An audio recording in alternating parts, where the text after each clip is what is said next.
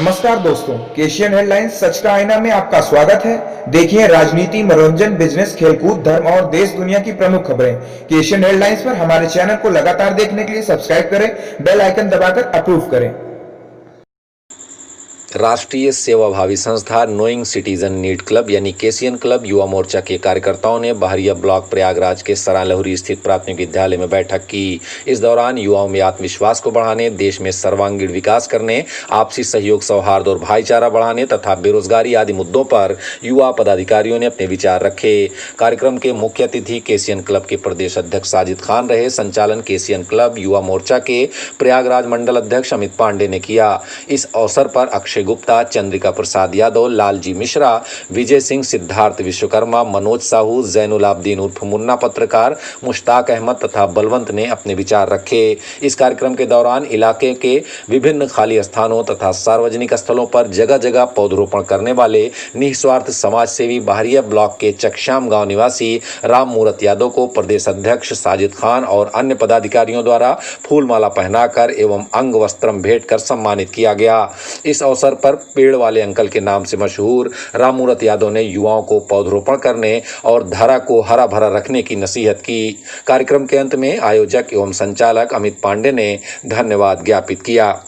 देश महामारी की चपेट में है और उसके बावजूद जब स्वास्थ्य विभाग इस बात को साबित कर चुका है या मान चुका है कि कोरोना जो है मास्क से नहीं रुकेगा, फिर भी उत्तर प्रदेश पुलिस हर चौराहे पर सरकार के दिशा निर्देश के अनुसार एक पर्ची लेके बैठी है और चालान काट रही है 100 रुपये का। अगर आप मास्क नहीं लगाए हैं तो चालान काट रही है।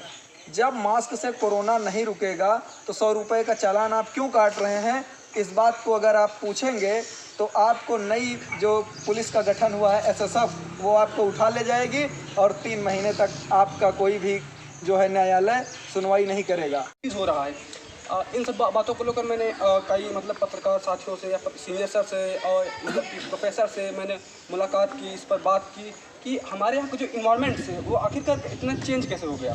चाहे वो पढ़ाई से रिलेटेड मुद्दे हों, यहाँ पर एडमिनिस्ट्रेटिव कई हमारे पिछले साथी सेलेक्ट होते थे, अब क्यों नहीं हो रहे हैं, या फिर इंजीनियरिंग से रिलेटेड कोई भी मुद्दे हों, अभी तक उसमें डेवलपमेंट क्यों नहीं आया, वो इंक्रीजमेंट क्यों नहीं हो रहा है। और मैं जहाँ तक मेरे पिछले राजा मांडा साहब, बीपी सिंह साहब यहीं से आते थे, पिछले बगल मांडा से, वो जब स्वयं प्रधानमंत्री थे तो हमारे एरिया में आते थे, देखते थे कि यहाँ पर क्या प्रॉब्लम्स क्या क्रिएट हो रही हैं, उनको कैसे उनका सलूशन क्या है। चाहे उनके पहले चाहे इंदिरा गांधी जी हों या फिर नेहरू जी हैं, उन्होंने आज जो देख रहे हैं बड़ी तादाद में देश के युवा बेरोजगार हैं, वो एक ऐसे प्रधानमंत्री थे, वो एक ऐसे नेता थे कि वो रात दिन सोचते थे कि हमारे यहाँ के जो युवा हैं वो बेरोजगार ना होने पाए, उनको रोजगार कैसे न कैसे मिले। मैंने देखा इंदिरा गांधी जी ने पोलपुर में फैक्ट्री, लाखों ने जो है करोड़ों बेरोजगार टहल रहे हैं, कोई पीएचडी किया है, कोई एमबीए किया है। अब इसी अभी 1 साल हो गया, 1 साल से ऊपर ही हो रहा है। एनटीपीसी की निकली थी वैकेंसी, उसकी गोल्डन जुबली भी मनाई गई, हमारे कई साथी मनाए। आरआरबी ग्रुप डी की भी निकली थी, उसमें हमने भी देखा पीएचडी किए हुए छात्र जो है उसमें फॉर्म अप्लाई कर रहे थे। दुखद कितनी बड़ी दुखद की बात है कि इतनी डिग्रियां लेने के बाद अगर ग्रुप डी की वैकेंसी का फॉर्म अप्लाई किया जाए, ये हमारे समाज की बहुत शर्म की बात है।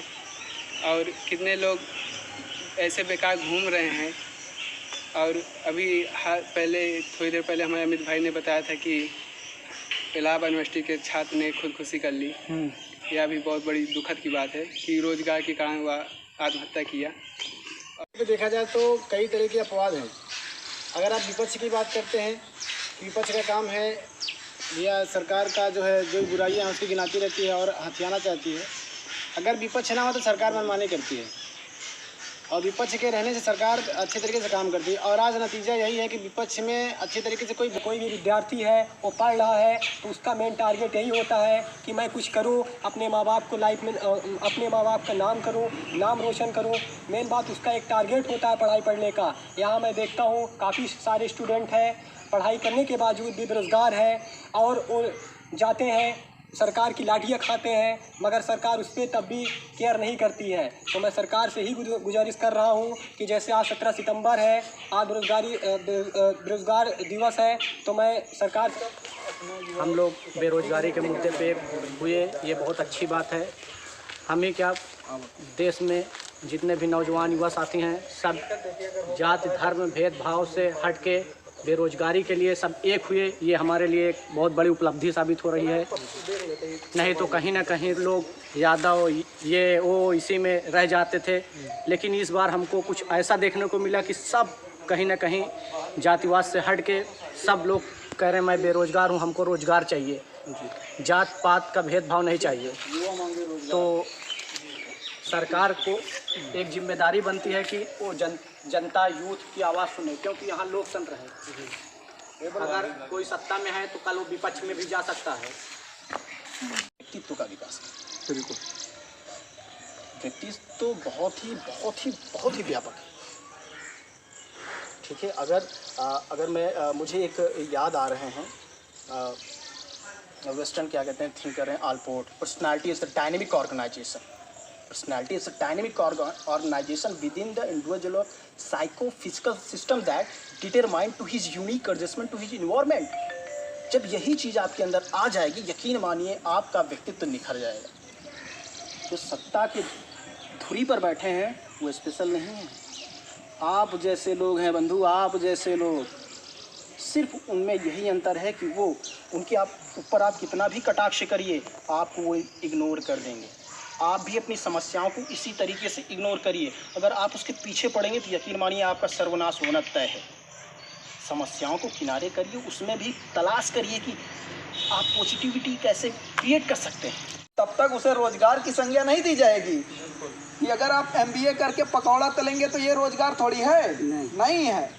अगर कोई भी व्यक्ति डॉक्टरेट की पढ़ाई कर रहा है और अगर वो डॉक्टर नहीं बन पाया, PhD किया, प्रोफेसर नहीं बन पाया, ठीक है, और नेट और JRF क्वालिफाई होकर के आके पकौड़ा तल रहा है, तो ये रोजगार थोड़ी है, ये रोजगार नहीं हो।